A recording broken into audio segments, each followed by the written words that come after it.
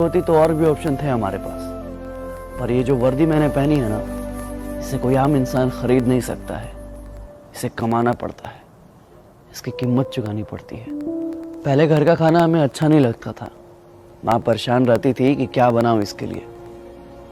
पर माँ, अब मैंने लाइफ के टेस्ट को चख लिया है। बाहर तुम्हारी चटनी की वो चटक नहीं है और ना ही ठेकुए की वो मिठास। पहले जब सुबह नहा धोआ कर नया कपड़ा पहनता था तो तुम्हें दिखाता था। माँ देखो ना कैसा लग रहा हूं मैं। टी शर्ट अच्छा लग रहा है ना? अच्छा, ये पैंट पे कुर्ता पहनूं या टी शर्ट? पर माँ, अब यहाँ कोई टोकने वाला नहीं है और ना ही बाल में कंघी करने वाला। तिलार पे जो तुम काला टीका लगाती थी ना, आज उस पे किसी की नजर लग गई है। जिंदगी जैसे बिना सेल्फ वाली बाइक सी हो गई है। जब भी स्टार्ट करना चाहता हूँ, स्टार्ट ही नहीं होती। पहले घर से बाहर जाने को मन करता था, पर अब बाहर इतना रह लिया कि घर जाने को मन करता है। जिन हाथों में गोली डंडे और कंचे हुआ करते थे, आज उन्हीं हाथों ने इन सांस पकड़ रखा है। पहले हमें भी ठंडी लगती थी। 4 बजे भोर में उठने का मन नहीं करता था। मन करता था कि 2 घंटा और सोते रहें। पर अब सब एडजस्ट कर लेते हैं। हम भी उठ जाते हैं मॉर्निंग में, जब सभी अपने मीठे ख्वाबों में सपनों में सोए रहते हैं। शेविंग भी कर लेते हैं ठंडे पानी से, बिना गाल का परवाह किए हुए रगड़ते रहते हैं जिलेट से। माँ, आजकल हम वहां रहते हैं जहां कोई नहीं रहता। कभी -20 डिग्री में तो कभी जंगल में, कभी चाइना के आसपास तो कभी पाकिस्तान के आसपास। मेंटली एजाइल और फिजिकली दोनों फिट। साला कितनी खुशी होती है ना जब 10 दिन की छुट्टी पे घर आते हैं। कभी बुआ के घर तो कभी मौसी के घर, कभी इधर तो कभी उधर। कभी खुद को समय दे ही नहीं पाते। मिलते ही रहते हैं जिंदगी भर लोगों से। लोगों से मिलने के चक्कर में कभी खुद से मिल ही नहीं पाते हम। फौज में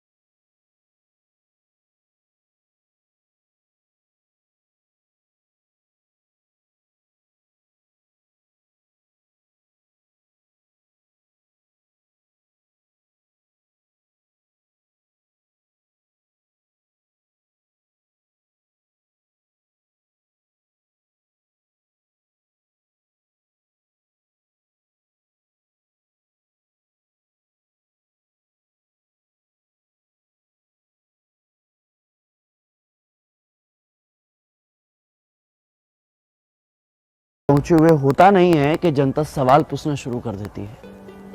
कब जाना है? कब की ट्रेन है भाई? कब जा रहे हो? इतना सवाल तो साला खुद से हमने कभी पूछा ही नहीं जितना बगल वाले पूछते हैं। एक तो कम उम्र में ही आ जाते हैं डिफेंस लाइन में और कट जाते हैं सोशल लाइफ से। कभी किसी के शादी में नहीं जा पाते, कभी किसी के फंक्शन में नहीं जा पाते। शिकायतें सबको रहती हैं कि हम नहीं आते हैं, पर क्या करें, अपनी जिंदगी को बस एडजस्ट कर लेते हैं। अपने पर्सनल लाइफ को सोशल लाइफ से कनेक्ट ही नहीं कर पाते, क्योंकि फौजियों का कोई सोशल लाइफ ही नहीं होता। अरे कंफर्म टिकट की तो दूर की बात है, साला 3 महीने पहले छुट्टी तो कंफर्म है।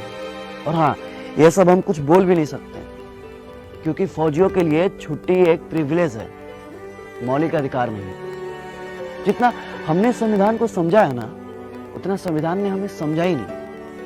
हमारे अधिकारों में टर्म एंड कंडीशन अप्लाइड कर दिया गया। सेना में पॉलिटिक्स नहीं है, लेकिन आजकल सारा पॉलिटिक्स सेना पर ही होता है, क्योंकि घर घर में हॉर्लिक्स से ज्यादा पॉलिटिक्स चलता है। अब क्या फर्क पड़ता है भाई साहब को कि बगल में 4 घंटे से कौन खड़ा है? जब कंफर्म सीट नहीं मिलता ना साहब, तो बाथरूम के बगल में कहीं भी सो जाते हैं। कहीं भी मतलब कहीं भी। ऐसा तो हमने कई बार अपने कंफर्म सीट पे लोगों को जगह दी है, अपने साइड लोअर को मिडिल अपर सेक्शन भी किया। कई बार तो हम खड़े भी हो जाते हैं, मगर दिमाग नहीं लगाते, जज्बात को समझते हैं। आपको क्या पता है कि सुबह 10 बजे जब बिना लंच कराए शाम 4 बजे पुरानी दिल्ली से तिनसुकिया जाने का ऑर्डर आता है, तो ये भी नहीं पता होता है कि ट्रेन है या नहीं है, तो समय है या नहीं।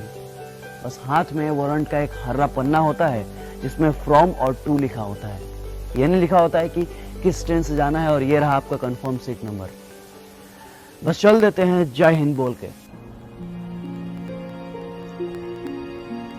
हम आपसे आपका सीट नहीं मांगते, थोड़ी सी कोऑपरेशन मांगते हैं, थोड़ी सी उम्मीद मांगते हैं, बस थोड़ी सी दिल में जगह मांगते हैं, फौजी समझकर। क्योंकि फौजियों के लिए तो सारा मुल्क अपना है। ये थोड़ी सी सिंपैथी ना किसी एलोपैथी से ज्यादा काम करती है साहब। इसलिए अपनों से गुजारिश है कि अपनों के लिए अब कभी भी ट्रेन के या बाथरूम के कहीं भी कोई फौजी भाई मिले ना, बस दिल के कहीं कोने में थोड़ी सी जगह दीजिएगा।